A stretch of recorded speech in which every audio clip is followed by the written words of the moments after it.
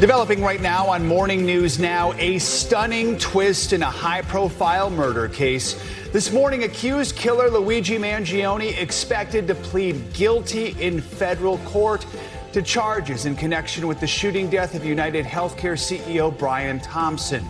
The sudden plea reversal just weeks before the start of Mangione's state murder trial will break down the developments and what happens next. Also developing, crisis at sea.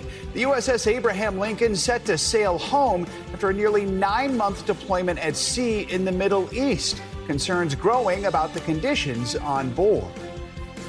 Completely misrepresented. Some deployments are longer than others, and I have more respect and gratitude for those sailors than anybody. What officials are telling NBC News about the issues and what we know about the new vessel on its way to the Mideast. Then states of emergency, parts of the U.S. bracing for another round of severe storms and flash flooding, plus tens of millions of people waking up to heat alerts ahead of the weekend. Angie is tracking it all.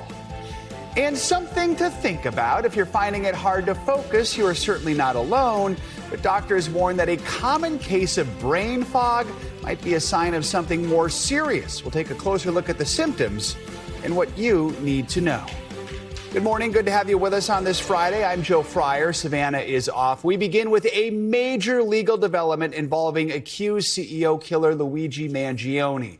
Just hours from now, he is due back in a New York federal court where sources tell NBC News he is expected to plead guilty to stalking charges. This would be a significant turn in the federal case against him, one that could have implications for his state murder case, with that trial set to start soon. Mangione is accused of gunning down United Healthcare CEO Brian Thompson outside of a Manhattan hotel back in December of 2024. Now, those same sources tell NBC News negotiations over the plea are ongoing, and until he enters that plea in court, nothing is final. This new twist raises new questions about what a federal guilty plea could mean for the state case. NBC News senior legal correspondent Laura Jarrett has the details. A dramatic reversal for Luigi Mangione, now expected to plead guilty in federal court, according to sources familiar with Friday's planned hearing. The 28-year-old had pled not guilty to federal stalking charges, accused of killing United Healthcare CEO Brian Thompson on a Manhattan sidewalk in 2024. But the exact terms of any proposed plea deal with prosecutors, unclear. Mangione's lawyers in the Justice Department declining to comment. There's a conference scheduled for 11 a.m. on Friday, and that's all we can say at this time. Sources caution plea talks continue. Mangione met with his lawyers and can still back out. The judge overseeing the federal case would also have to sign off on any agreement to make it official. But the specter of a deal comes at a crucial time for Mangione. He's currently set to go to trial in New York State Court early next month. Prosecutors here pursuing second-degree murder and gun charges. And he's pled not guilty in the closely watched case that's already seen twists. Earlier this summer, the defense team briefly floating the possibility of arguing Mangione was suffering from an extreme emotional disturbance, only to withdraw that suggestion a day later. But his attorneys have consistently maintained he's been treated unfairly, facing both federal and state charges at the same time. Double jeopardy is a big thing here, right? Mr. Mangione is being charged in 3 different cases for one incident. Laura Jarrett, NBC News. Let's bring in NBC News legal analyst Danny Savalos for more on today's hearing, what could be a major turning point in this case. So first of all, just walk us through what this could actually look like in the courtroom today. If this is a guilty plea, then it isn't a complicated affair, but boy, it is actually very stressful for defense attorneys like me, because the defendant will be asked to place facts on the record, to go through what's called a colloquy. It's a script that you ask. Are you here pleading guilty knowingly and voluntarily? Are you pleading guilty because you are in fact guilty? Those are a lot of different moments that if the defendant doesn't answer the right way, you cannot accept the guilty plea as a judge. They must actually plead guilty because they believe they are guilty. And as you just mentioned, Laura mentioned, the judge could reject it. Why would that happen? How likely is that possibility? Judges can reject plea agreements. They are not bound by them. And you have to tell clients that all the time, that we can enter into this agreement, but the judge may ultimately reject it. It doesn't happen very often. And federal prosecutors are just not known for giving sweetheart deals. So I'm so curious to see what this deal, if there is one, what this deal could be, because he could always just walk in and plead straight up to the indictment with no deal. That begs the question, and I guess because we don't know what the deal actually is, but why would Mangione want to plead guilty in this situation? Oh, the intrigue, Joe. This is where it gets really, really interesting. Mangione may be able to take advantage of double jeopardy, not the federal constitutional double jeopardy, but New York has its own double jeopardy statute that is broader than the federal protections. And Mangione, I expect, is planning to plead guilty in the federal case and then immediately move to bar the New York state prosecution, claiming that double jeopardy bars it, that these are essentially two prosecutions for the same transaction. Look for state prosecutors to argue instead that stalking is the federal crime. It happens before the killing, and the murder happens at the time of the killing. So essentially, Mangione's team would be arguing that the state case should completely go away, or what would be the argument here? Exactly right, and that's why it's such a gambit. They're going to argue the entire case is barred by double jeopardy. But if they are wrong, if it falls within the statutory exceptions and the DA's office wins, then Mangione will have pleaded in federal court and then be subjected to a trial in state court. Yeah, explain what that might look like, because I have to imagine for state prosecutors that would be very helpful to say, hey, look, he's already pleaded guilty in federal court. Can they make that argument? And then how would Mangione defend himself against that? Sure, it would be good. Look, if Mangione goes to trial in the state court case, that means he's lost this bid. And by the way, you're exactly right. The fact that he's pleading guilty to the federal crime has a lot of very serious implications for evidence against him in the state court case. That's why it's such a risk. They're essentially torpedoing their own defense if there is a New York state trial, but there may not be one because, as I said, this double jeopardy statute in New York is actually quite broad, and they have a very realistic chance of barring the New York state prosecution. What are you going to be listening for in court today?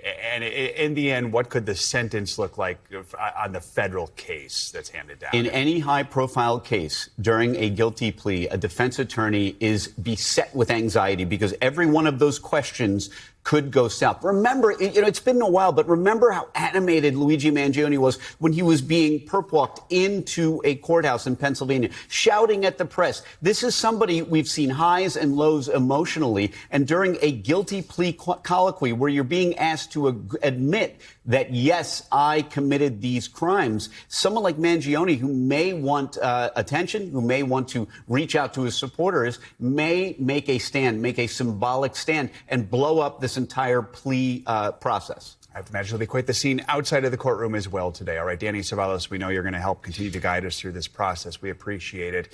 The other big story this morning is the aftermath of that devastating flooding in the Midwest. Indiana's Governor Mike Braun has declared a statewide disaster emergency after days of relentless rain washed out roads and flooded homes. So far, at least 3 people have been killed in the flooding there.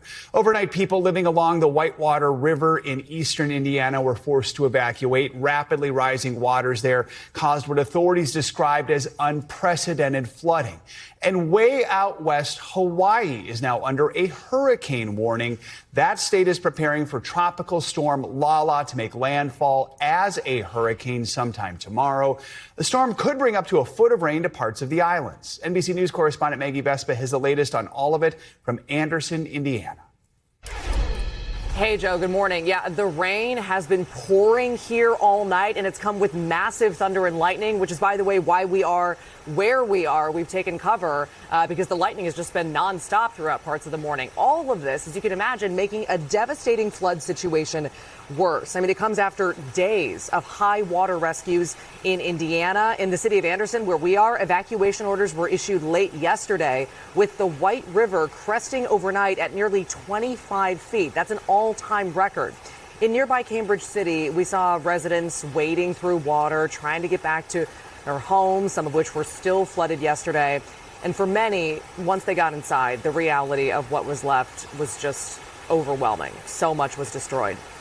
Indiana's governor declared a statewide disaster emergency yesterday, with more than 200,000 people still without power in the wake of these storms. And that disaster declaration, by the way, mobilizing several state agencies, including law enforcement, et cetera, to help with a lot of this cleanup. The Indiana National Guard has also been mobilized. They're in multiple spots across the state. And obviously that job of trying to get people back on their feet is only going to get harder and bigger with the more rain that falls. Joe? All right, Maggie, thank you so much. For more on what to expect this weekend where you are, time for your morning News Now forecast. Angie Lastman joins us with that. Angie, happy Friday. Happy Friday, Joe. We made it last day of the work week, but no rest for the Midwest is basically how we're rolling into this weekend when it comes to the weather. Already ramping things up yet again. All of this kind of firing up right on the periphery of that heat dome that we've been talking about for days and days. Again, adding the lift, adding the fuel that we need for much of this thunderstorm activity, and plenty of lightning and even some heavy rain stretched essentially from Ohio all the way back towards Nebraska. This is going to be that same area that sees the most impactful weather as the day goes on. Here's what we're watching for your afternoon hours as far as the severe thunderstorms focused across parts of Iowa, Illinois, and northern Missouri. But still, general thunderstorms across that same region and the potential for some additional flooding as well. Tomorrow, the severe risk is farther to the east, stretching from southern Michigan all the way down into the Carolinas. We'll still have some general thunderstorms across parts of the plains, but the flooding is what we are most concerned about here as we get through at least the short term of today across some of those same areas. Additional rain on the way, multiple inches in some spots. Notice places like Indiana, Ohio, and back west towards Illinois and Iowa are included in at least a slight risk, if not a moderate risk. Places like Des Moines, you're included in that moderate risk. So still concerned about the flooding across some of those same areas that we've been dealing with it for days and days. That is going to be the story again today. Also, the story again today, the heat. No rest for folks across the South when it comes to temperatures. We've got 90 million people under those heat alerts, with this heat dome just keeping us kind of roasting. 101 and 2 below feels like 112 today. It feels like 108 in Myrtle Beach, 102 for what it feels like in Lexington. It's going to be uncomfortable, to say the least, over the next couple of days. We've got 94 in Atlanta and 103 for what it feels like. Meanwhile, Tropical Storm Lala has prompted some watches and warnings across parts of the island chain. This is going to be something, Joe, that we watch into the next couple of days, likely becoming a hurricane before it kind of takes aim at the Big Island with some heavy rain as we get into tomorrow. Right, we know you'll keep an eye on it. Angie, thank you so much. Nearly 6 months into the war with Iran, concerns are growing over the physical and mental toll on American troops. Sailors and their families say one grueling deployment is pushing the crew to its breaking point. Now the Trump administration is planning to replace their aircraft carrier amid complaints about the conditions. NBC News Washington correspondent Alice Barr joins us now with more on that. Alice, good morning. Good morning, Joe. The USS Abraham Lincoln is playing a critical part in the war against Iran and raising broader concerns about long deployments, though the defense secretary is adamant every ship has everything it needs. This morning, relief is finally on the way for sailors at sea on board the USS Abraham Lincoln aircraft carrier for a record 244 days without stopping at a port, most recently carrying out strikes against Iran. 2 U.S. officials tell NBC News there have been growing complaints from service members and their families about deteriorating conditions. Danielle Rappa says her son's mental health has taken a nosedive. This is a young man who can tolerate an enormous amount. When he starts describing his life to his mother as American Horror Story and talking about being completely exhausted, I listen. The complaints include limited meal portions like these, and a U.S. official says one sailor went overboard but was quickly rescued. Now the Lincoln is set to be switched out with another Navy carrier and finally sail home in the coming weeks, according to a U.S. official. It was initially set to return in May. Defense Secretary Pete Hegseth thanking the sailors and defending conditions on board. Completely misrepresented. Listen, we make sure that every ship, every crew, every captain has everything we can provide them at every single moment. As the war with Iran drags on, President Trump has signaled a focus on economic pressure to force Iran into a deal. Treasury Secretary Scott Bessent says tougher sanctions are coming. We are going to apply measures like have never been seen. The administration and sailors at sea looking for an off-ramp. Two U.S. officials tell NBC News Joint Chiefs Chairman Dan Kane has warned President Trump and Secretary Hegseth about lengthy deployments and declining morale. Now, lawmakers from both parties are pushing for more oversight and certainty that the sailors do have what they need. Joe? All right, Alice, thank you so much. Let's continue the conversation with NBC News military analyst Colonel Steve Warren. Colonel, good to have you with us. So the USS Lincoln now, it's been at sea more than 240 consecutive days. That's a modern record. First, just kind of walk people through what these deployments are like just day to day on a ship like this. Sure, and 244 days is a long deployment. You know, the United States aircraft carrier Abraham Lincoln is one of the most complex operating systems you'll ever find. So what are they doing? They're on a combat deployment. They're conducting operations 24 hours a day, 7 days a week. They are launching aircraft. They are recovering aircraft. They are defending themselves against enemy fires, against missiles, and against drones. And they are keeping a nuclear reactor going. And they're doing all of that all at the same time, in addition to everything you always have to do on any ship at sea. Regular old maintenance, getting people fed, getting people, getting clothes cleaned, et cetera, et cetera. So it is a very complex operation. Those sailors are working very, very hard. So with that in mind, what goes through your mind when you hear these reports of deteriorating conditions on board, the mental health concerns? I mean, is it something that should be expected given the length of the deployment, or are there things that could have been done to avoid that? Well, sure. Well, there's two things that are a little bit different about this deployment. You know, a normal carrier deploys from 6 to 9 months. This carrier has been out about 9 months, so not super unusual there. But what's different about this particular deployment, there are two things. Number one, this carrier reportedly has not made a single port call. Okay, a port call is when the ship pulls into a friendly port. They have a chance to get reprovisioned, resupplied with fresh things, fresh fruits, etc. And it gives the sailors a chance to take some shore leave, decompress a little bit, get their feet back under them, get recentered before they go out again. Those normally happen maybe once a month on a typical deployment, Joe. So none of those have happened reportedly for this ship. So they haven't had a chance to take a break. The other thing that's unusual about this deployment is that they haven't apparently had a definitive end date. In other words, imagine when you're on a plane and you're flying and you don't have your watch on, you don't know when the plane's going to land, you don't even know how far you go. How frustrating would that be? Well, imagine that for these sailors. They've been out already 6 or 7 months. They don't know if they're going to go home next month, 2 months from now, or 6 months from now. That makes it very, very difficult. Let's talk more about this switchover. We're going from Lincoln to Washington. The USS George Washington will be the new ship.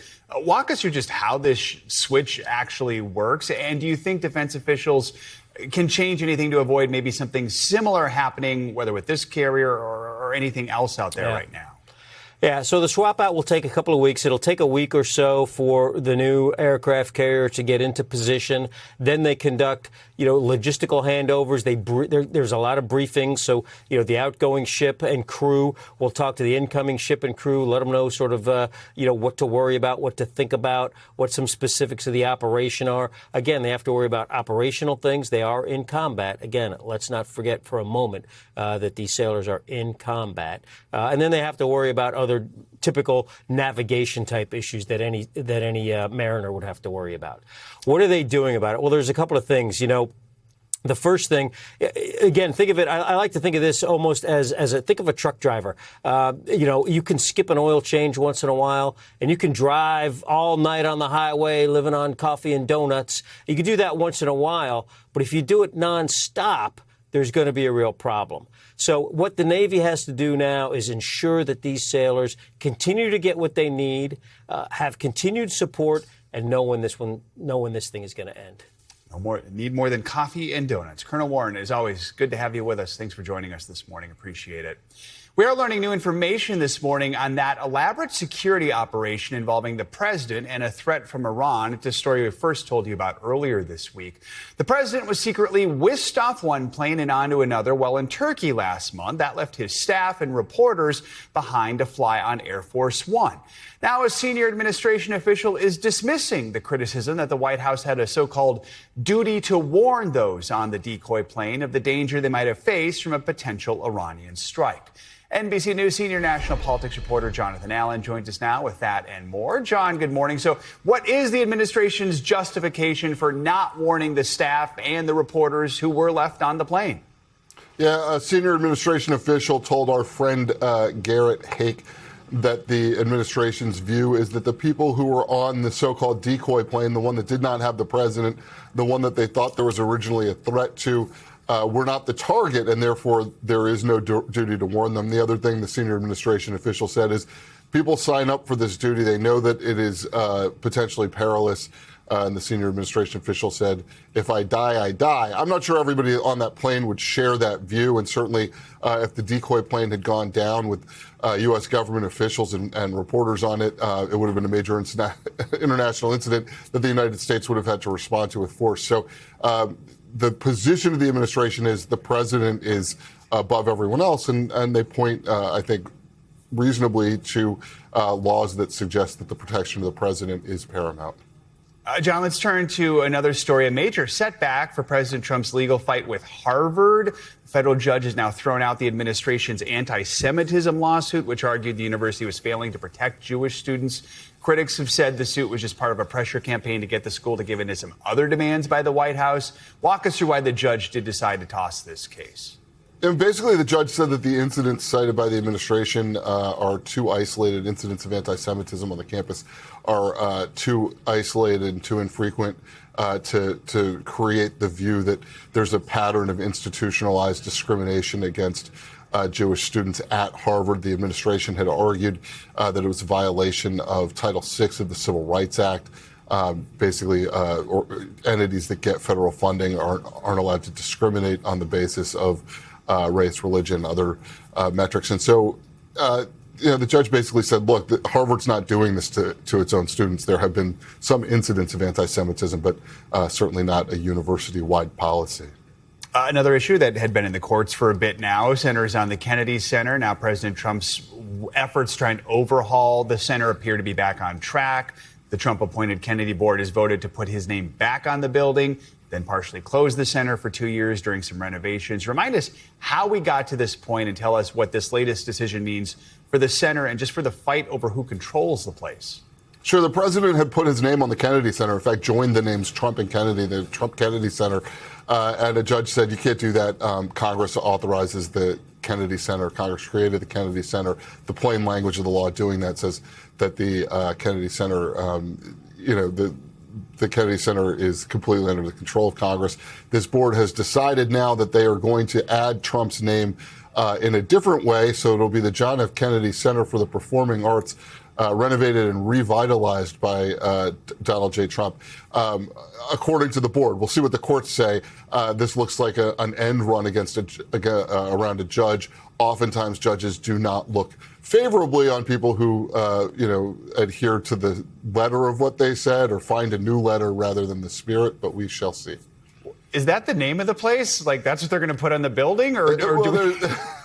There's going to be look. I mean, we'll have to see it, right, to believe it. But there's supposed to be an inscription on the side of the building that will make reference to Donald Trump having revitalized it and renovated it through an endowment fund. And then they're also planning to name the plaza upon which the building sits, the Donald J. Trump Plaza. So, again, I think this is going to end up right back where it started in court, and the cat and mouse game will continue for as long as Donald Trump is president, probably.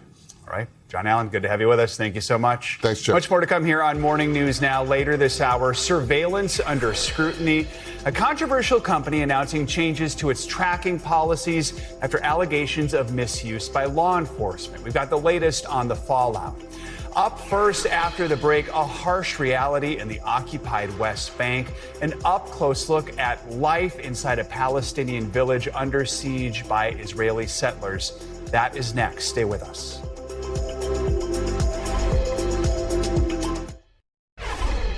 We're back with overseas news and an in-depth look at a Palestinian village in the occupied West Bank that is under siege by Israeli settlers. Some Palestinian families have been trapped in their homes by dozens of settlers in a week-long siege aimed at forcing them from their land. Now, as part of this siege, the Israeli settlers cut off water and electricity to the homes. The attacks are prompting a rare condemnation from the U.S. ambassador to Israel, Mike Huckabee, who described the settlers as Israeli terrorists. NBC News International correspondent Matt Bradley joins us now from Tel Aviv with more on this. Matt, good morning. Hey, Joe. Yes, we were up there yesterday, and it is a tense situation, a sad one. But we spoke with some of the residents of these homes. There are 2 families in 3 homes there. And they said that as of this morning, despite the condemnation that they heard from the U.S. ambassador, Mike Huckabee, the soldiers still remain, and they suspect that the settlers are still milling about waiting for the soldiers to leave. Here's our report. A tense standoff in the West Bank where dozens of Jewish Israeli settlers have trapped 2 Palestinian families in their homes since Sunday. Security camera footage from the Palestinian homes shows settlers, mostly young men, pacing around the property, fighting with Israeli soldiers and border guards, and using rocks to block Israeli military trucks from reaching the site. It's also deprived the families of food, water, and cut off their electricity. All we have left is a little bread, a little halawa, this cheese, a tomato, said the home's owner in a video asking for help. NBC News' Richard Engel spoke with one of the homeowners in a piece that ran on Hallie Jackson Now last week. What would happen if I walked up this hill and came to you? ممكن يصير عليك خطر يعني راح يلاقوك راح يضربوك مش راح بتوقع ما يخلوكش عايش بيتك أنا أجي أقعد فيه. Would you accept me coming into your home, living here, and forcing you out, said the town's mayor. We keep speaking out, but no one listens to us. No one tells our story to the world. But now, this siege is attracting international attention. U.S. Ambassador to Israel Mike Huckabee, known to be pro-Israel, called the settlers terrorists whose thuggish behavior should be punished. The IDF said today that it had dispersed the settlers, but when we went, we found several were still there. You can see right now there are settlers running right along in black, just below those homes that are now under siege. That's terrifying for the 2 families still inside. Some of Karim Hassan's adult children are in the houses. To keep watch on his daughter, he's sleeping here. He says this has been his house since January of this year. His car. Hours ago, he was told that soldiers took his daughter's phone. After an anxious wait, he finally got through to her. طيب أنا معي صحافي بس بروح في مصنع محمد صابر بذاكوكم؟ لا بس يعني كانوا ما تطلعوش برا. خلاص تطلعوش برا. أين جوا قاعدين؟ ماشي ديروا بالكم. أكل عندكم؟ ما عطاناش وقت. أخذنا بس المعلبات والمي وقبل. The residents here say the soldiers haven't been doing enough to protect them. They accuse the military of working with the settlers to force out the Palestinians. They point to a video earlier this week that showed IDF soldiers praying with the settlers, inciting accusations of collusion. The IDF said disciplinary action would be taken against the security personnel involved. Despite the Israeli government's pledges to stop settler violence, attacks have been on the rise. The United Nations said that last month was among the deadliest for settler attacks against Palestinians. That's when a newly built mosque was set on fire and tagged with Hebrew graffiti saying revenge with blood. But a spokesman for Israel's Prime Minister Benjamin Netanyahu says it's the Palestinians who are attacking the settlers. And you believe the balance of the terror, the balance of the violence is on the Palestinians in the West Bank, not on the Israeli settlers? There's no comparison here. There's been 1,300 terror attacks targeting Israeli people to kill them, and 25 have been killed. Now, that doesn't justify any type of vigilante behavior, but you cannot use that to whitewash. But for the Palestinian families here, there's nothing to whitewash. The violence is right outside their door. So just this morning, we heard from Israel Katz. He's Israel's defense minister, and he said that from now on, responsibility for operations like this, police operations in the West Bank, would no longer be with the IDF. They'll be with the police. He said the IDF, the military, is responsible for fighting terrorism and protecting Israel's borders.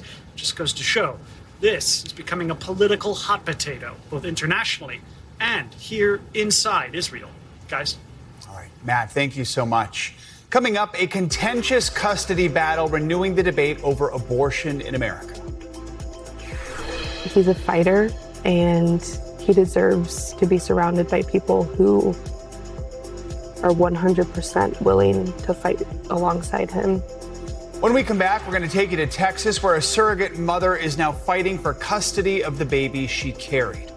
Plus, is it brain fog or something more serious? Doctors say knowing the difference could make all the difference when it comes to your health. We'll break down what to look for next on Morning News Now.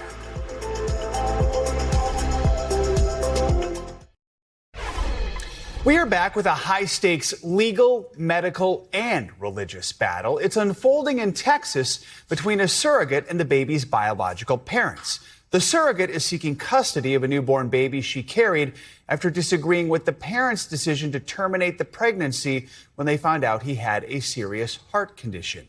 NBC's Ryan Chandler has more on the case that is getting nationwide attention.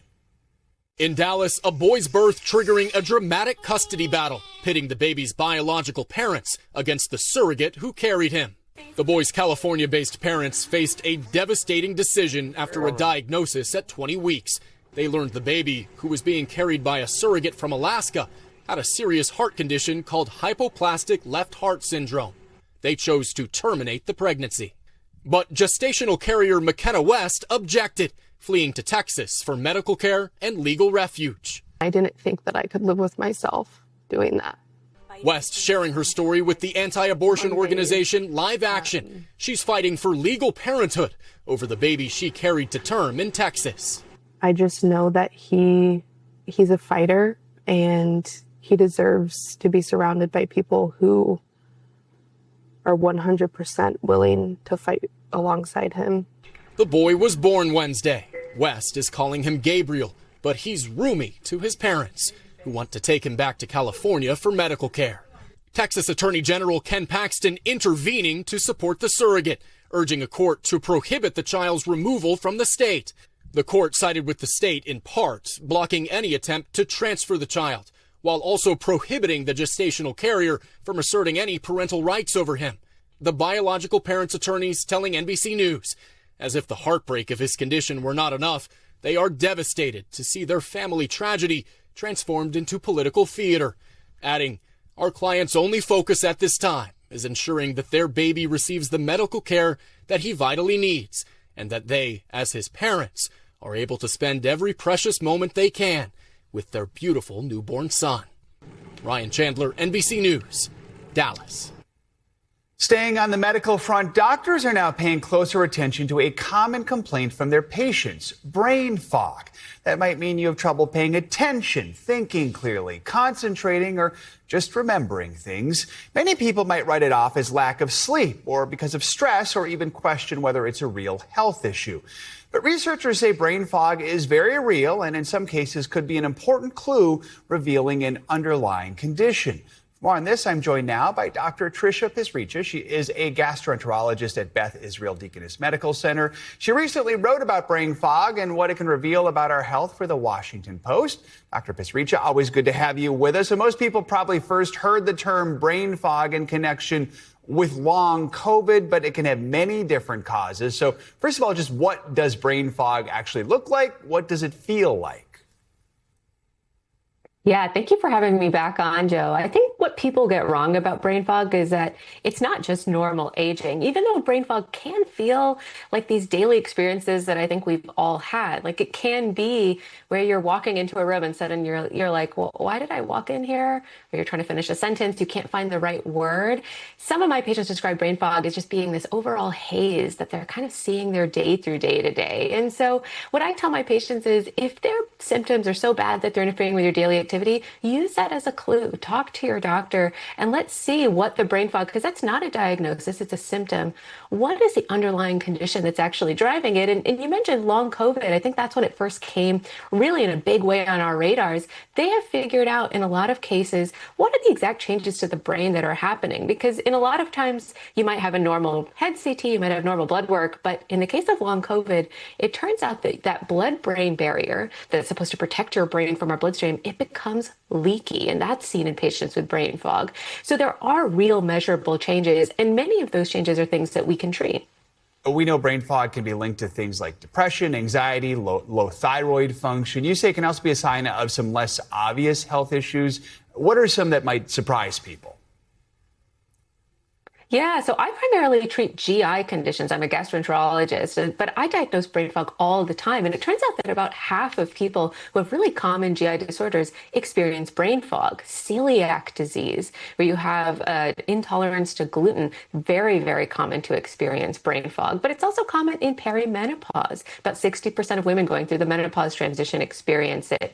It's an underappreciated sign of sleep apnea, vitamin B12 deficiency, and even other conditions like fibromyalgia or other chronic pain conditions. So those are all very different things. So what's your best advice to people who are experiencing brain fog as to what they should do to try and figure out what the cause is? And then what are the things they can do to help clear it? I mean, does treating the underlying cause usually help with the actual brain fog? Yeah, I mean, the number one thing you can do is not dismiss it, not think that this is just normal aging. It's really critical you talk to a doctor who can use brain fog. I think of it as like a jumping in point to understand what's driving it. And often there's a few things that will help almost everybody experiencing brain fog and that are good for us in general. And some of those things are regular exercise, a Mediterranean style diet. You know, the reason the Mediterranean style diet is so important, and we say it all the time, is that it actually does have these anti-inflammatory compounds that can act directly on our brain. And so changing your diet, minimizing ultra-processed foods can play a big role. Social engagement. And also, of course, this one has been well known for some time, minimizing alcohol consumption. Those can also improve brain fog. And then tailoring your approach to what the underlying condition is. Is it a vitamin B12 issue? Is it because we're going through menopause? You won't know unless you talk to your doctor and have a physician who's actually taking you seriously. At what point should you talk to your doctor? Is there sort of a red flag or something that should make you go, I need to talk to someone about this? Yeah, I think, we all have had these moments that we're like, I don't totally have brain fog. But if this is something that's happening to you and it's interfering with your daily activities, and certainly if you're at the case where you're like, I am struggling to take care of my family, I'm struggling to hold down a job, absolutely talk to a doctor and don't brush this aside. Dr. Pisricha, as always, thanks for joining us. We appreciate it. Coming up, drama in Hollywood. Paramount CEO David Ellison now threatening to move the company's studio out of California over an attempt to stop that multi-billion-dollar deal to buy Warner Brothers Discovery. We're going to have the latest next on Morning News Now.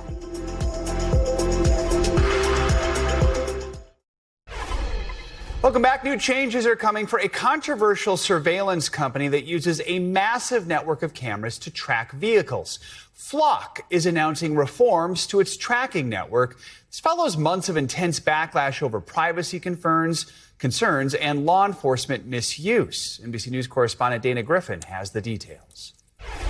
Flock Safety, the surveillance tech company using pole-mounted traffic cameras like these to record and analyze vehicles, announcing major changes implementing new safeguards after instances of police misusing its technology. Law enforcement agencies across the country say the tech is an important tool for fighting crime, but it's causing quite a stir. Get the Flock out of Troy.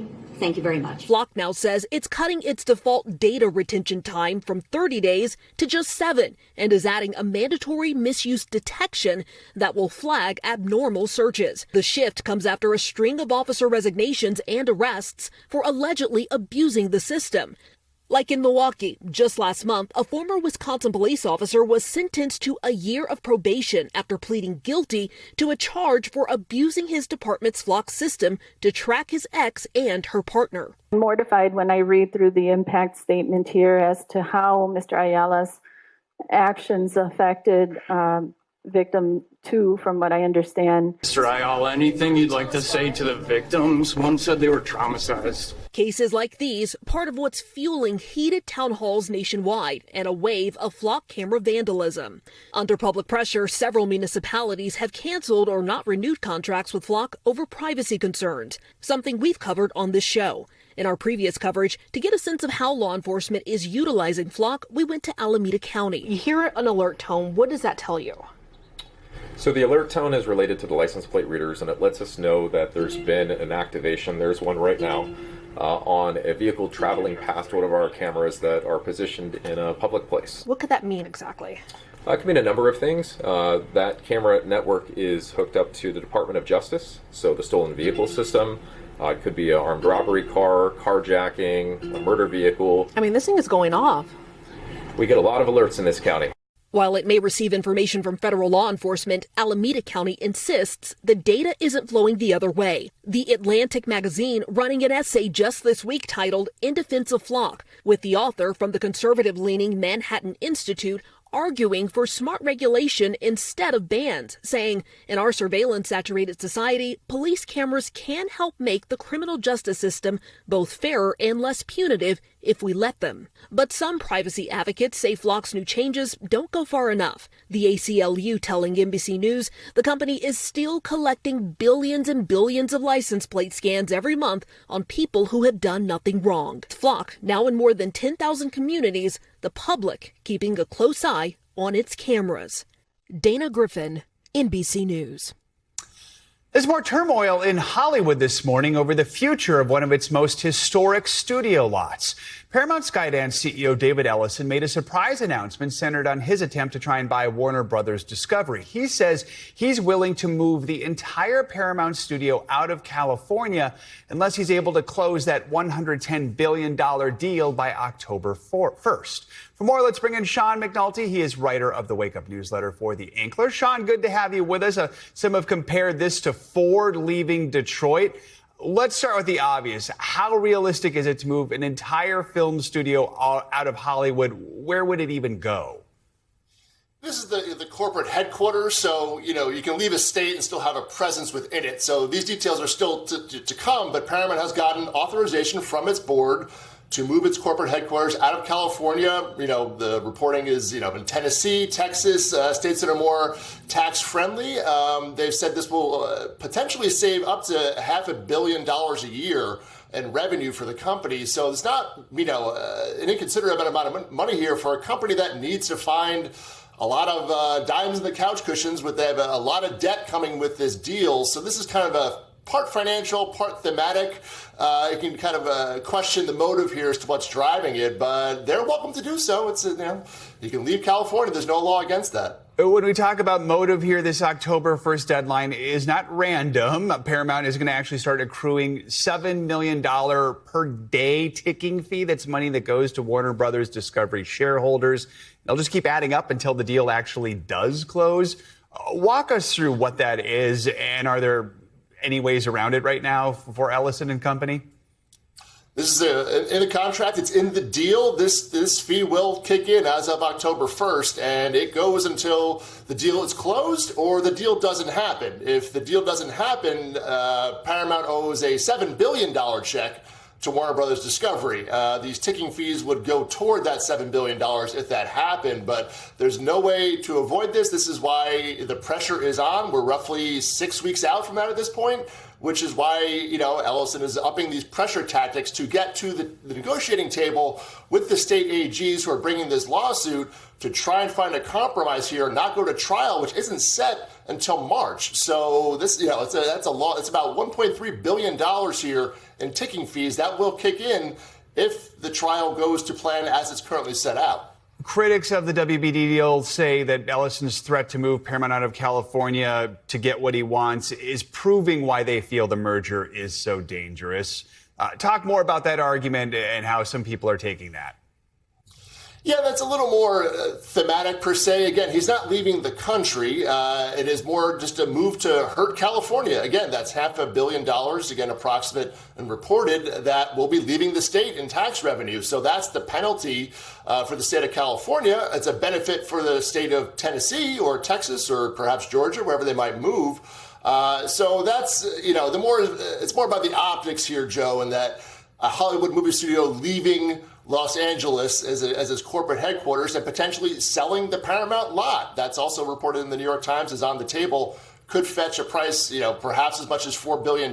So one of, Hollywood's most, storied and historic, sound stages, could be beyond the market, which again, it just says a lot about, you mentioned Ford, these other companies have just like signed of the times, and how would that be received in the Hollywood community? How would that affect business? All looming questions as to what this move could portend. Especially with a lot of struggles already facing the Hollywood community over the last few years. You mentioned the Attorney's General lawsuit. California's AG has said there are what he would call structural remedies that would maybe help the merger go through. That could involve maybe selling off some networks or some assets. Explain how that might work, how realistic it is. Yeah, we'd love more details. Rob Bonta, the state AG in California, who's leading this lawsuit, has not really specified what those might be. The two issues in the antitrust lawsuit are related to raising prices for consumers, both in movies, because you're going to have promised 30 movies a year. That's a big negotiating tactic with movie theaters. And if you raise the rates you kind of charge them for movies, you're going to potentially raise ticket prices. And then the cable bundle, which is they're going to own, reportedly about maybe over 50 cable TV networks. So it raises leverage, may raise your cable bills. Your remedies would be lowering how many cable networks you own, or making some sort of an agreement not to raise prices at the movie theater. Again, very tenuous as to what the state AGs would accept, as a potential remedy here. But again, they're not talking right now. So again, there are no negotiations to find a middle ground. And that's what this whole pressure tactic is really trying to get to try and get this to a settlement before a trial in March. Yeah, lots of fascinating pressure points here on both sides. Sean McNulty, good to have you with us. Thanks for joining us. Appreciate it. That's going to do it for this hour of Morning News Now. Don't go anywhere. The news does continue right now.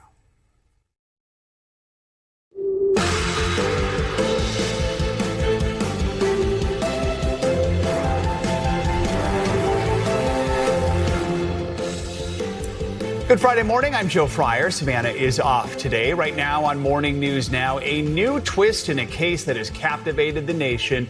Sources say Luigi Mangione now expected to plead guilty to federal charges in connection with the death of healthcare CEO Brian Thompson.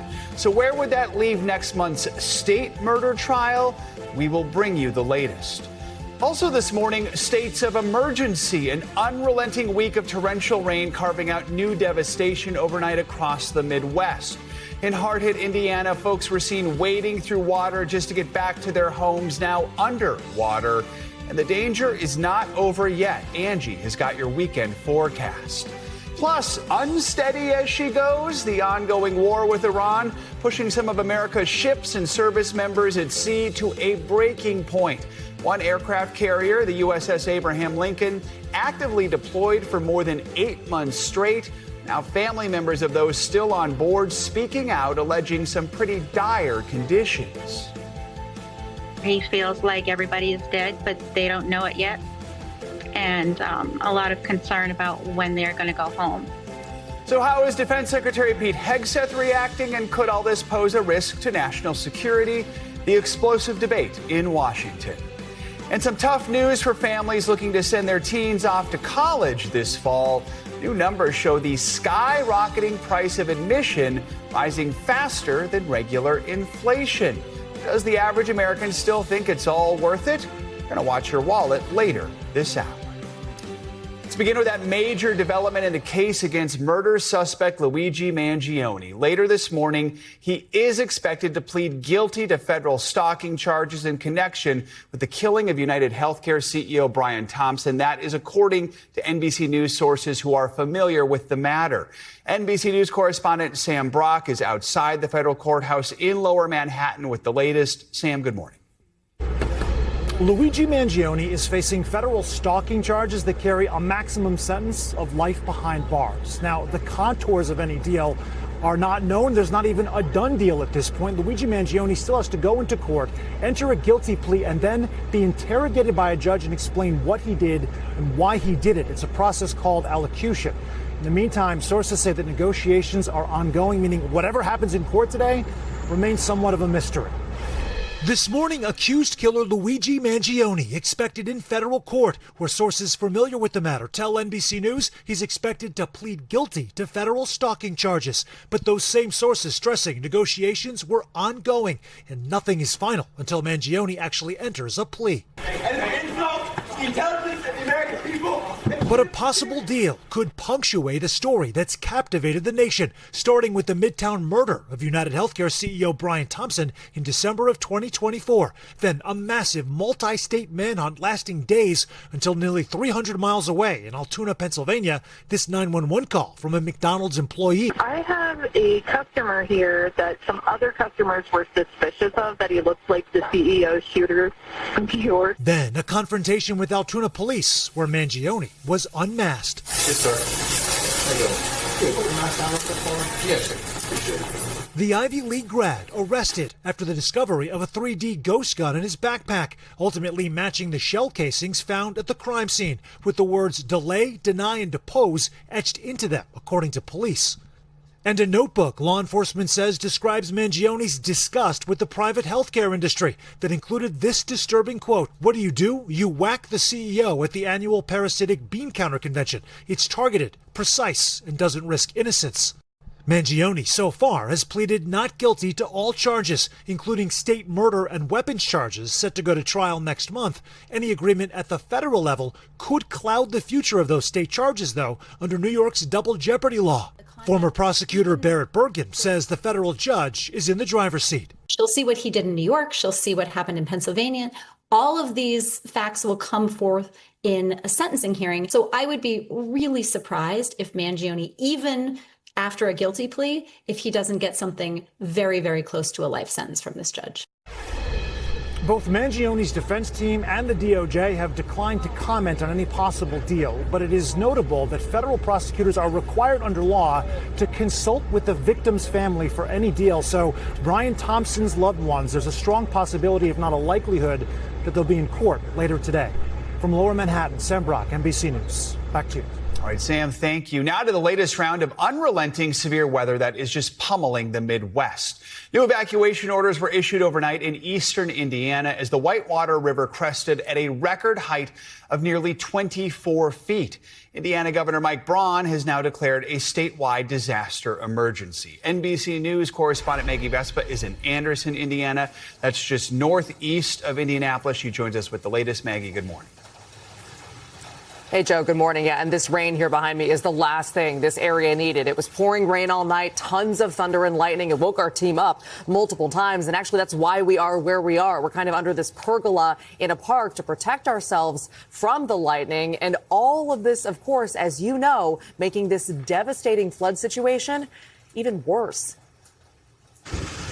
Overnight, more relentless rain hammering the Midwest. Holy smokes. Combined with destructive winds gusting up to 75 miles per hour. This after days of high water rescues in Indiana. This man climbing out of his vehicle with a dog to escape a flooded road. In the city of Anderson, evacuation orders issued late Thursday with the White River cresting overnight at nearly 25 feet, a new record. In nearby Cambridge City, residents wading through water to get back to their flooded homes. My fridge is not over. For many, the reality of what's left is overwhelming. I'm so sorry. How are you even taking this in right now? I'm not. Everything's gone. That is more rain that you're going to get in probably 100 years. Indiana's governor declaring a statewide disaster emergency with more than 200,000 still without power. Holy! This after a punishing run of severe storms across several states. In South Dakota, lightning striking just feet from state troopers. Meanwhile, Hawaii bracing for what could be the first hurricane to make landfall on the Big Island, with tropical storm Lala still strengthening as it approaches. A week of violent weather leaving devastation in its wake.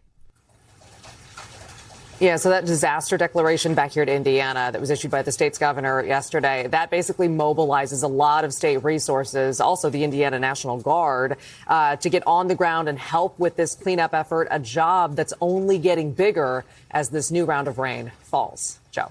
All right, Maggie. Thanks so much. Appreciate it. Let's turn now to meteorologist Angie Lastman, who's tracking the flood alerts. They're stretching from Iowa all the way to West Virginia. Angie, good morning.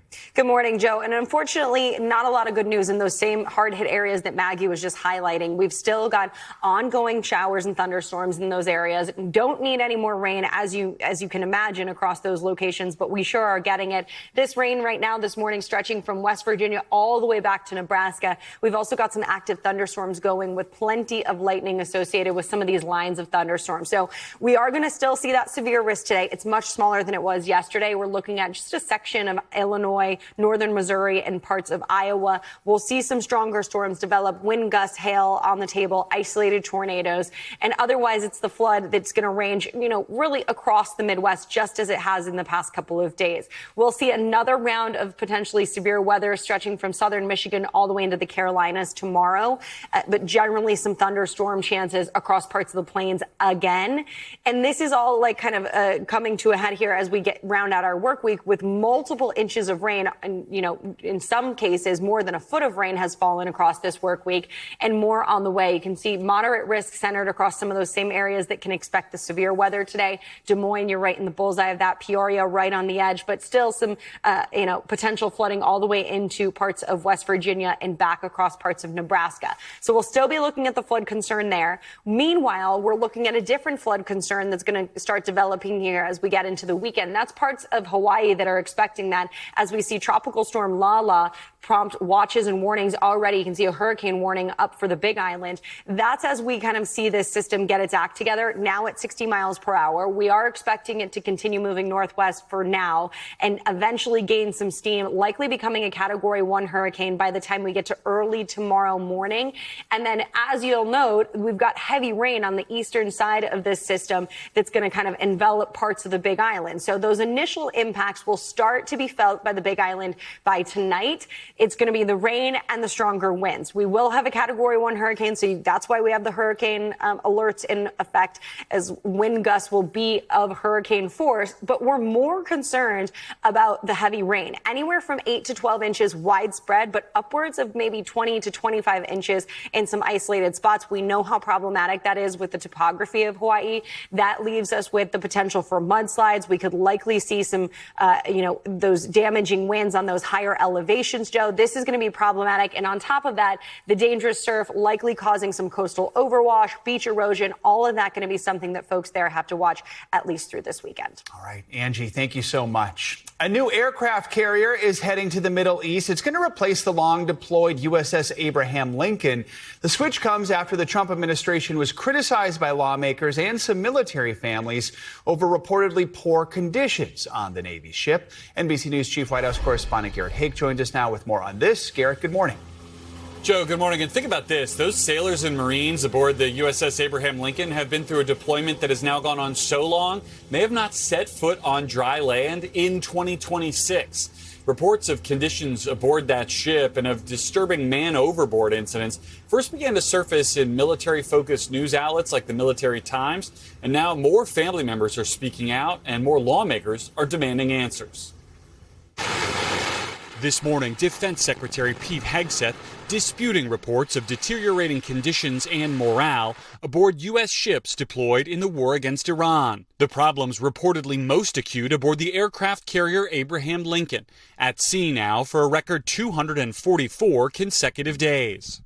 Completely misrepresented. Listen, we make sure that every ship, every crew, every captain has everything we can provide them at every single moment. Some deployments are longer than others. The more than 5,000 sailors and Marines aboard the Lincoln have not set foot on land this year. Their last port call in Guam last December. According to a U.S. official, the Lincoln is now set to sail home, replaced by the USS George Washington in the coming weeks. According to U.S. officials, there have been some concerning man overboard incidents on the Lincoln, amid complaints from service members and their families about dispiriting conditions. Danielle Rappa's son is on board. He describes the overall experience as a scene out of the American Horror Story, where he feels like everybody is dead, but they don't know it yet. and a lot of concern about when they're going to go home. Melanie Stowe says her daughter has been aboard since last October and has watched meal options and serving sizes shrink. The portions are a little bit smaller, and it's not their usual fare. Now, a growing number of lawmakers from both parties are demanding answers. At what point do these issues become a national security concern? They're a national security concern right now. It's a floating air base, but it performs vital missions in projecting our power and the credibility of our forces. At the end of the day, we know that those who are serving have to have, comfort knowing that, they're getting properly taken care of. And those sailors and Marines may take comfort in knowing that the Lincoln will be going home, but only after a handoff process with the George Washington, which has to arrive from the Pacific, and then a roughly 2-week sail back to their home port in San Diego. Joe? Garrett, while we have you, one other headline there. President Trump's overhaul of the Kennedy Center now back on. Talk about some changes that the board voted on. Yeah, so this is a board that was basically installed by President Trump early in his term yesterday. They voted overwhelmingly, according to two sources, to rename the Kennedy Center, once again, the Kennedy Center renovated by Donald J. Trump, so they could inscribe the president's name on the building and call the land in which it sits the Donald J. Trump Plaza. They also voted to shut down for renovations that had been on the books before this all ended up tied up in federal courts. And Joe, that's where I think this is headed once again. It's sort of widely been interpreted here as a dare to the federal courts to once again intervene and stop this action from happening. We'll be watching for new lawsuits filed perhaps as early as today. All right, Garrett, thank you so much. Two separate aviation incidents are raising new questions about air travel safety. A United Airlines flight blew at least one tire during takeoff at Chicago O'Hare's airport. And a preliminary NTSB report is now detailing what happened on board last month's Ryanair flight when a passenger was partially sucked out of a broken window. NBC News correspondent Aaron McLaughlin joins us with the latest on these. Aaron, good morning.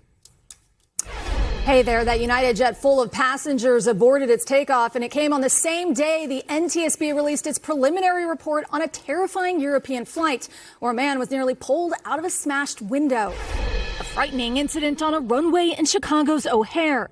They're sending out a maintenance team as well as a tug. A United flight blowing a tire during takeoff, according to the FAA, which is now investigating. The plane heading to Phoenix safely aborted. This video posted to social media shows the massive emergency response as 161 passengers and 6 crew were forced to deplane. In a statement, United saying there were no reported injuries, adding was arranging for another aircraft to take the passengers to Phoenix. This type of thing is exactly what pilots are expecting whenever they begin their takeoff roll. They're trained for this. And early this morning, another potential close call.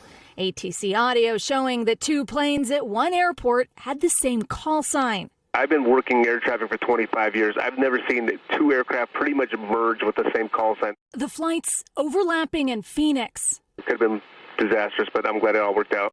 It all comes on the heels of the NTSB releasing a preliminary report detailing what went wrong on board last month's Ryanair flight from Greece. Shortly after takeoff for Germany, a passenger was nearly sucked out of a broken cabin window before being pulled back inside by other passengers.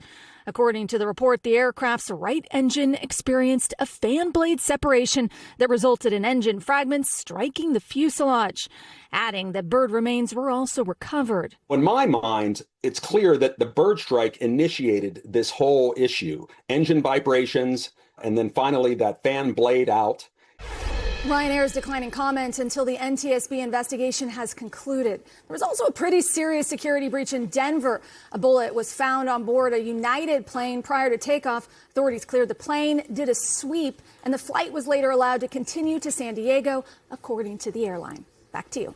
All right, Aaron, thank you. Much more to come on this Friday edition of Morning News Now, including whether an intergalactic trash can ended up besting a powerful Trump ally in a very unusual election over in the UK.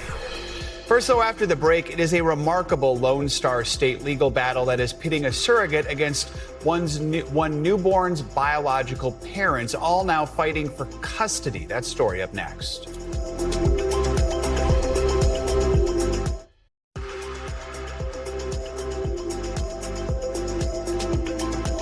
We are back with an extraordinary legal and medical battle over a surrogate pregnancy. The surrogate fled to Texas to give birth after the parents asked her to terminate the pregnancy at 20 weeks when a severe heart defect was diagnosed. The baby was born on Wednesday and is now with his biological parents, but a custody fight is underway.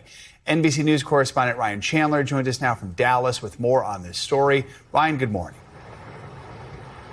Joe, good morning. It really is an extraordinary fight in the courts, even as this little boy fights for the chance to survive. To his surrogate mother and to the state of Texas, his name is baby Gabriel. But if you ask his biological parents, he's Rumi, and he's theirs.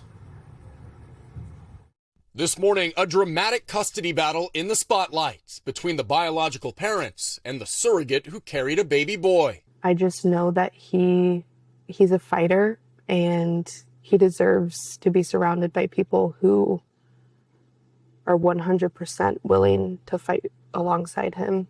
Surrogate McKenna West wants custody of the newborn she delivered on Wednesday.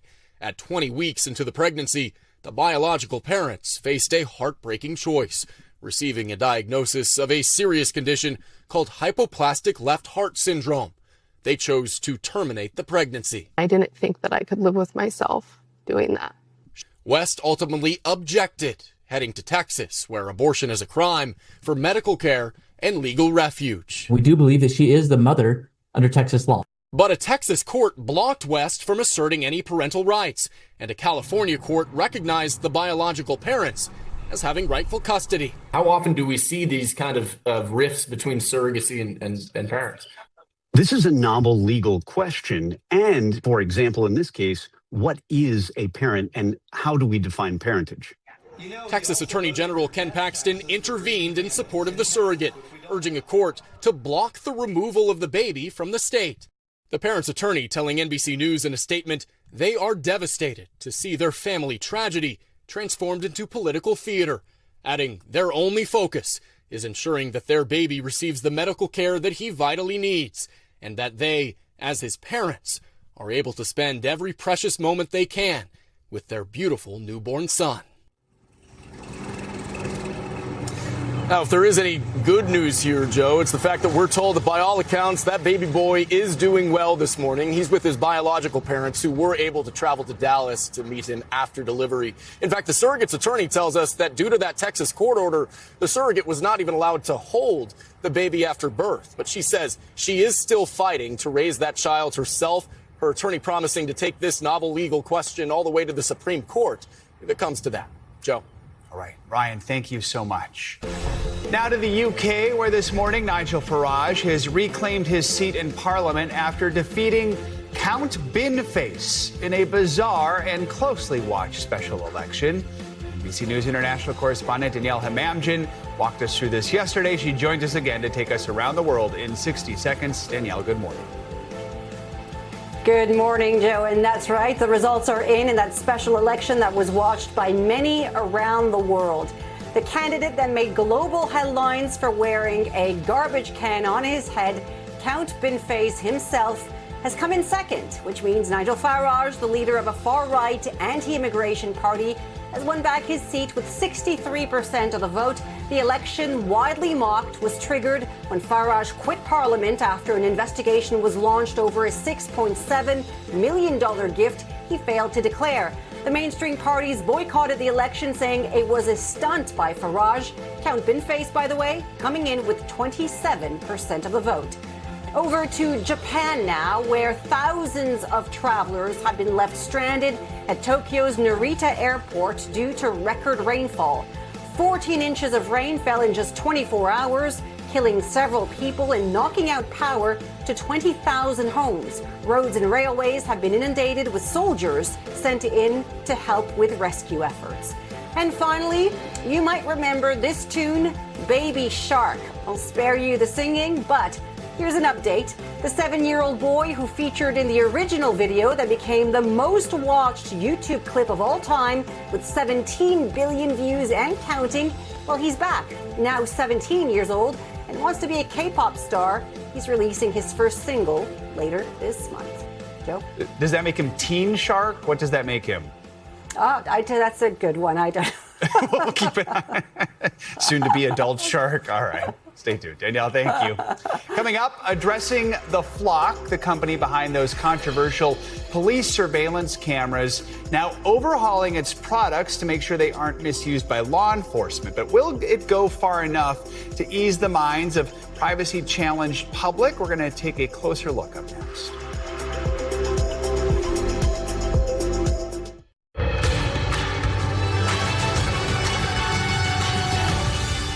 Back now, the closer look at what's making news in the world of politics this morning, starting at the White House and new details about the search for President Trump's next press secretary. So we're getting senior national politics reporter Jonathan Allen with more on that and some other Washington headlines. John, good morning. Hey, good morning, Joe. Today, we start with Caroline Leavitt, the White House press secretary. She announced that she will leave one of the highest profile jobs in Washington. Leavitt has stood behind the podium at the White House since the start of President Trump's second term. She recently returned from maternity leave after giving birth to her second child, and now she says she wants to spend more time with those kids. The White House is in no rush to replace her, and there may not be a successor until after November's midterm elections. Because if Democrats win, the messaging needs of the White House would change instantaneously. For now, White House officials expect senior members of the administration to rotate through the White House briefing room as they did during Leavitt's maternity leave. Among the past guest stars, VP J.D. Vance and Secretary of State Marco Rubio. In Boston Thursday, a federal judge threw out the Trump administration's claim that Harvard violated the Civil Rights Act by failing to stop harassment of Jewish and Israeli students. U.S. District Court Judge Richard Stern said that incidences of anti-Semitism have been, quote, isolated and episodic since the administration warned Harvard to address the problem following protests against Israel's war in Gaza in the 2023 to 2024 academic year. And finally, President Trump is renewing his push to make daylight savings time permanent. Leave it as it is now and never change again, the president wrote on Truth Social. Never change. He was referring to the current clock, so no falling back if Trump gets his way. The House has passed a bill to freeze the clock, and the Senate may consider it when the chamber returns from its August recess, not to be confused with an August recess. So we shall see in September. But the good news, Joe, is the studio is bright year-round with you and Savannah in it. Aww. Have a great weekend. That's very nice. Appreciate that. You too, John.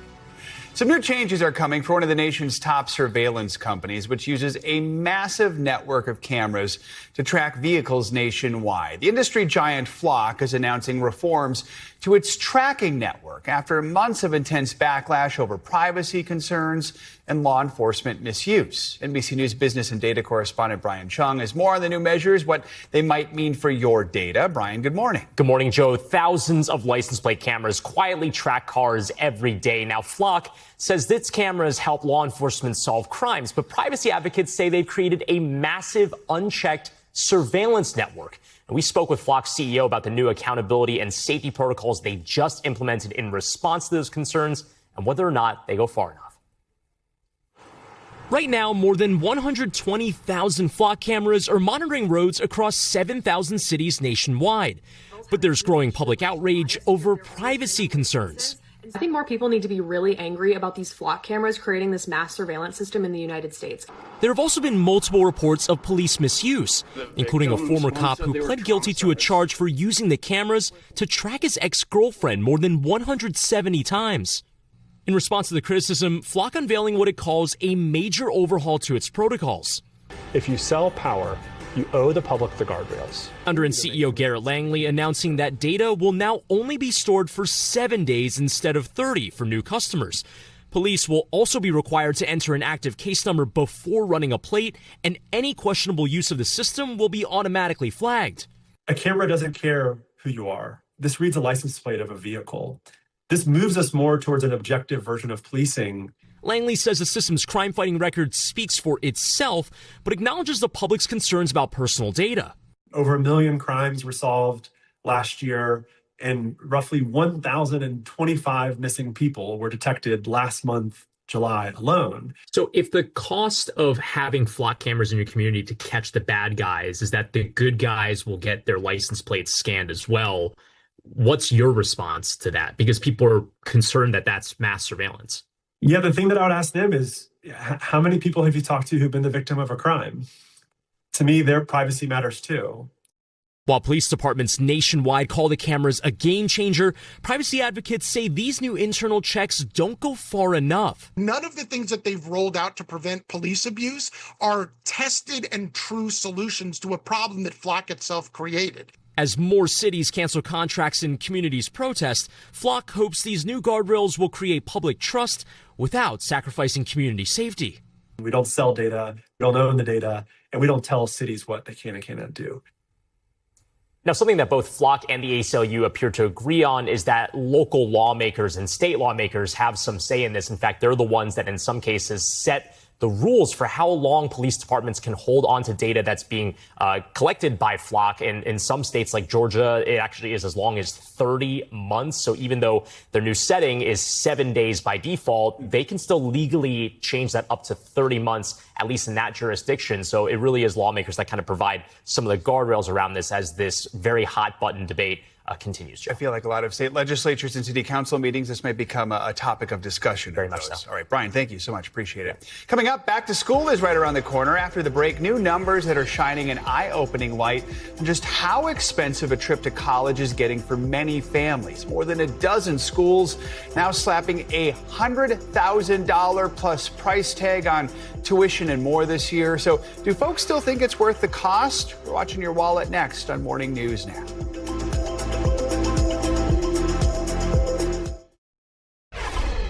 We're back with new data that shows the cost of college is rising faster than inflation. It's detailed in a new report called How America Pays for College, conducted by higher education firm Sally. The report finds the average family spent more than $34,000 on an undergraduate program for the 2025-26 school year. That is a 10% jump just from the year before. Now, the price covered everything from tuition, books, room and board to other expenses that parents associate with education like food, technology, and living expenses. For more, let's bring in friend of the show, our resident economy expert, Caleb Silver. He's the chief business editor for People Inc. and the editor-in-chief of Investopedia.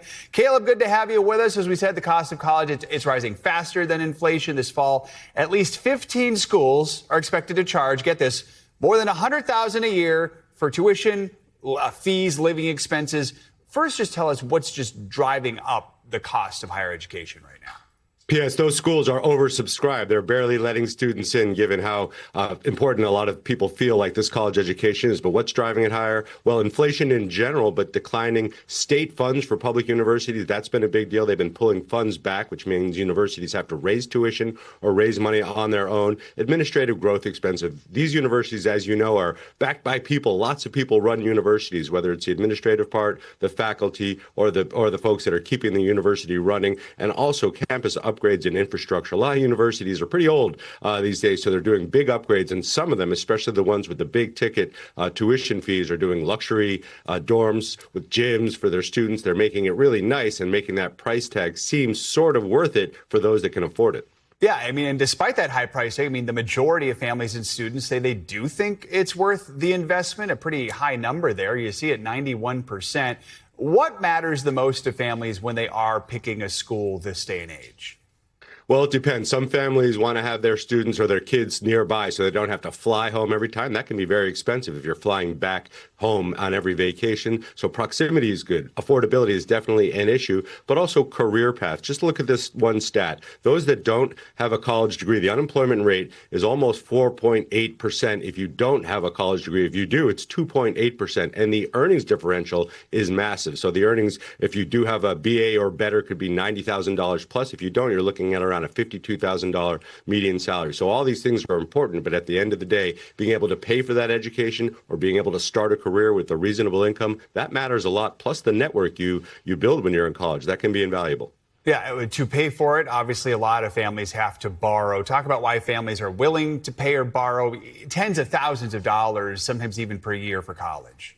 Yeah, it's that trade-off. If you borrow money just to afford that education so you have the degree to earn a higher income, borrowing sometimes makes a lot of sense as long as you can afford to borrow, but more importantly, afford to pay it back. And right now, the Trump administration has made tough rules on paying back student loans. There's no more deferment. There's no more not paying them back. There's two programs you have to get into right away, the SNAP program or the income-based repayment program. So if you can borrow it and make sure you can pay it back, you should do it. If you can borrow it from the government, even better. Private loans are usually higher, but the trade-off is lower unemployment, a higher salary if you go to college, plus building that network that can help take your career a little bit further. Let's look at that number right there. 7 in 10 borrowing families now planning to take out even more loans, is my understanding, right? Because student loan debt is rising so much. What should families keep in mind when they're considering these loans? Is it smart to maybe borrow the max amount they can get or not?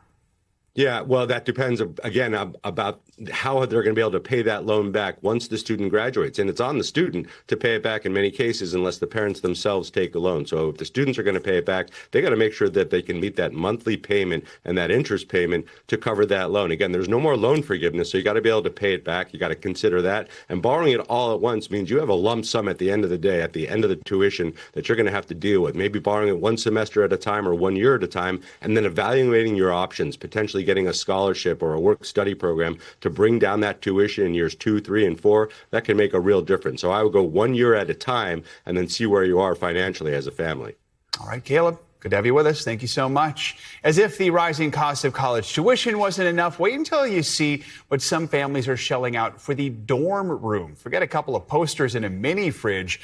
Students are going all out on their new digs with color-coordinated bedding, elaborate wall decor, even designer furnishings. What's helping drive the dorm room makeovers? Well, you guessed it, social media. NBC News correspondent Kaylee Hartung has more on the trend. Kaylee, good morning. Hey there. In my first conversation with my college roommate, I told her I already had our matching bedding picked out for our bunk beds. But that's a far cry from what we're seeing in this dorm aesthetic trend that is taking over TikTok. Some reveals racking up millions of views and making back-to-school shopping pricier than ever. Hey guys, come see our room. From drab to fab, College Move-In Day is turning into a social media event across the country. Welcome to College, B. This is going to be a blast. The dorm rooms of today have come a long way from college years past. Man, I love being back in the dorms. It's like I never left. Throw up a David Copperfield poster. This could be my room. From custom neon signs and monogrammed everything to floor-to-ceiling coordinated decor and even popcorn machines in place of microwaves. It counts as a kitchen appliance. Leaving some parents in disbelief. Do you have Martha Stewart on speed dial? Just how? But sky's the limit for some students designing their home away from homes and their back-to-school budgets. The National Retail Federation expects $14 billion will be spent on dorm and apartment furnishings this school year. That's $1 billion more than last year. Dorm hall! But a decked-out dorm room doesn't have to break the bank.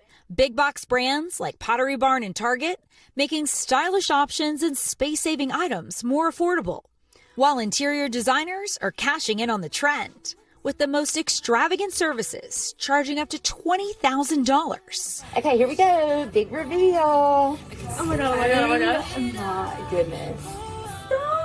Dorm Decor in Alabama has been helping students transform their sterile spaces for more than a decade. They just want to feel like they're loved in their home, and that when they're having a bad day, they can come back to their room and have a good night's sleep. But they do want the Instagram pics. At Nelson University in Texas, roommates Addie, Kate, and Taylor accomplished their mission twofold. How do you both feel like your personalities are expressed in your room? This is so like me. Like I walk into my dorm every day like with just a smile on my face. I'm excited. Like, I love it. I'm excited to come back to our dorm and just like hang out in here. It's so pretty. Their dorm room reveal, posted just 1 week ago, has nearly 8 million views on TikTok. Does it need to cost a fortune to transform a dorm room? And that's what a lot of people have said, like, oh, how much does this cost? Like, this pillow's from my house, this blanket's from my house, this basket's from my house. And I also made an Amazon storefront, which over 75% of these things in this room is from. So it just depends on, like, how people want to do it. No matter your budget, for some tips on the latest trends, the experts at Dorm Decor tell us this fall the requests are rolling in for color in the room, specifically green, blue, and pink. Gold accents are in, silver's out. A futon couch, once a college staple, is no longer cool. Students opting instead for sectional couches if they can squeeze them in. And apparently, it's rare that a dorm room desk gets used for studying. Many young ladies prefer to transform them into makeup vanities. The library, that's where you go to study. Back to you. Fascinating. No futon, huh?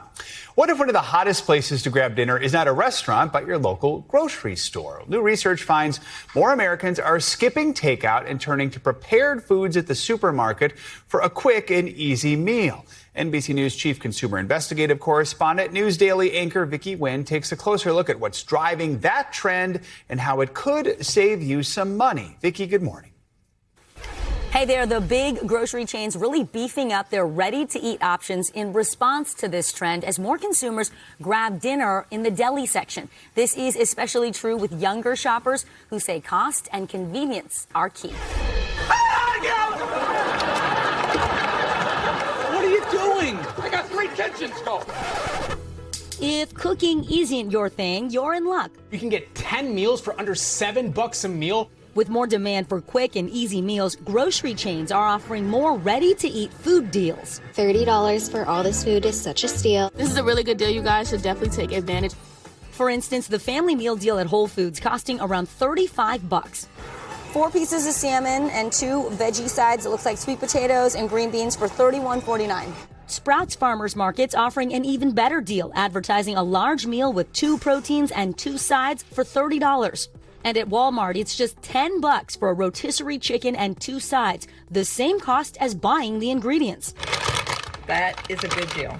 Shoppers bought prepared foods 9% more often than they did just a year ago. Leslie Saracen, president of the Food Industry Association, says grocery stores are upgrading their delis to lure in more customers. They're expanding significantly the amount of prepared foods they have. And they're also giving lots of choices. Is this something that's here to stay? I think it is here to stay. And what we see also is that the younger generations are very interested in having the grocers help them in meal preparation. Data shows Gen Z and millennials cook less often at home than older generations. Is affordability or convenience more important to you when it comes to your meals? Probably convenience, honestly. To find the most value, experts recommend maximizing the meal deals by picking foods with premium ingredients like beef and hearty salads. And if you're buying by weight, skip items heavy on sauces or liquids. What do you make of these meals? I mean, these are great. I myself might even go to the store and pick up a tray like this if I'm in a bind. Even professionals like private chef Lizzie Cooper say the convenience is hard to resist. But when it comes to saving money, cooking it yourself is always the better deal. With basically all of the same ingredients, we're going to make 3 different dishes: chicken teriyaki plate, a Mediterranean bowl, and chicken tacos. It's super easy, and it's a lot cheaper than buying meal prep at a store. Lizzie says she roasted 4 pounds of chicken thighs, 6 sweet potatoes, a tray of broccoli, and 1 pot of rice, seasoned with basic pantry staples like olive oil, salt, and pepper. Add in store-bought sides, and voila, 3 flavorful meals. You've taken me to Latin America, the Mediterranean, and now we're going Asian. Yeah, and you can have a variety every night of the week. She says each dish takes just a few minutes to reheat and plate, and the cost about $3.50 a plate compared to $7 for this meal, showing when it comes to value, nothing beats a home-cooked meal. Other grocery stores, including Albertsons and Kroger, also tell us they are expanding their prepared food offerings. And Sprouts says they notice their customers are eating more often at home while outsourcing more of the preparation. We should note those recipes you just saw Lizzie making really easy. Just go to today.com to learn more. Back to you. All right, Vicki, thank you. Coming up, we have finally made it to Friday here on Morning News Now. That means only one thing. After the break, your full rundown of the latest and greatest from the world of Hollywood and beyond, just in time for your weekend. We're going to talk about everything you simply can't miss next.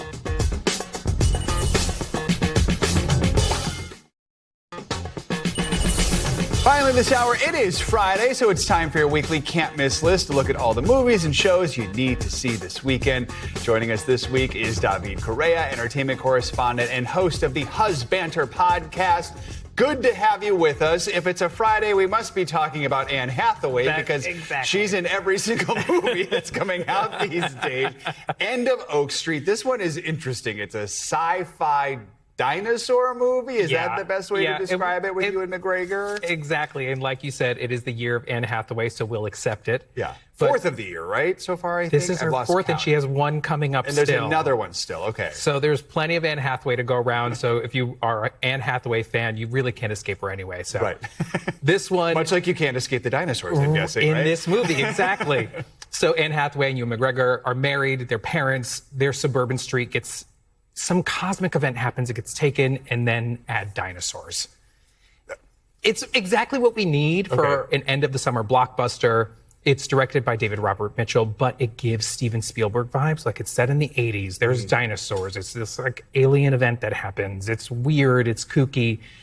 I'm into it, but I'm also a huge Anne Hathaway fan. There you go. So it's like Jurassic Park, but not Jurassic Park meets suburban land. Okay. Meets E.T., all the things. All the things. All right. Let's talk about what else is in theaters. Nimrods, for those who are Green Day fans, they know that was a title that dates back to the 1990s. So what's this about and how does it connect to that? Yeah, it's based off of, it's titled after their 1997 album, Nimrods. Mm-hmm. It is not a biopic of Green Day, but it is based on stories from their time traveling in a van as a young band. Mason Thames plays the character Tommy. He gets pranked. He ends up thinking that he and his band are opening for Green Day, and they take this crazy road trip from Kansas City to LA. They meet all these kooky characters.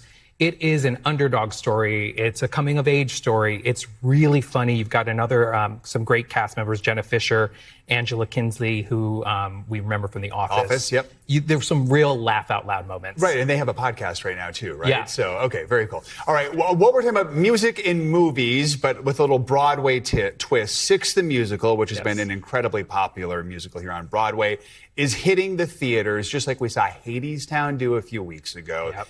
Hadestown was stunningly popular. They even extended that run. What should we know about Six the Musical? Yeah, this is a pro-shot version of the musical shot in London. Mm-hmm. It is, think Hamilton a couple years ago as well, right? So it's not a remaking of the musical in a film version. It is this pro-shot, beautiful stage rendition.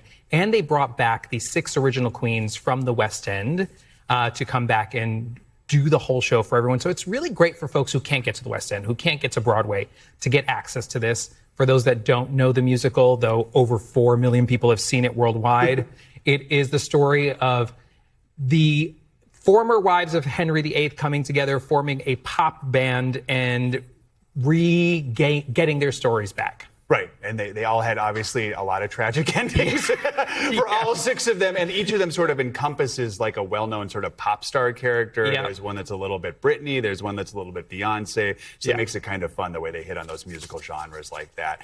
If you need more of your musical theater fix, but you're staying in, we've got something called Don't Say Good Luck. It is on Netflix. This is Sunny Sandler, who's actually Adam Sandler's daughter. Yeah. And it's getting really good reviews. Yeah, do not get all upset about the nepo of it all. Right. Because she is so talented. She's an incredible actress. And the cast is unbelievable. Melanie Linsky from Yellow Jackets, Max Greenfield from New Girl, Steve Buscemi, Bebe Neuwirth, John Lovett. It's an incredible cast. Basically, Sunny plays a young girl who gets the lead in a high school musical. And then some family stuff goes down that is really deep. Get your tissues ready. Okay. And they are, as a family, exploring this. And it's, again, another coming of age. Really beautifully done, really funny, great, really strong cast. Let's get to another streaming thing here. My Brilliant Career, a headstrong woman living in Australia in the early 1900s, based on a classic novel. What else should we know? Yeah, Sibylla Melvin is this young, aspiring writer who doesn't want the normal life that everyone is trying to push her towards, which is marriage and just settling down. And then she meets Christopher Chung, who plays Harry, and that flips everything on its head. Think Bridgerton. It is funny. It is woman empowering. It's so much fun. It is out on Netflix right now, all 6 episodes. We want to put something out there that's not new. It's season 4 of a popular series called Reacher. It's on Amazon Prime. What should we know about this? Yeah, it's the 4th season, but each season is sort of its standalone. So if you haven't jumped in yet, you can definitely jump into season 4. And Alan Richardson plays Reacher, who is this ex-military cop, and he gets himself into a lot of trouble. He really likes to beat people up at the end of the day. All right. There's a lot of beating up. A lot of beating up. He looks like the Incredible Hulk, but without the green. He's like 6'5", this Oh, really? guy. Okay. He's huge. He's like just broad shoulders, to put it mildly. All right, David, a lot to watch this week, whether you're staying in because it's hot in a lot of the country or whether you're heading out to the theater. Appreciate it. Thank you so much. That is going to do it for this hour of Morning News Now, but don't go anywhere. The news continues right now.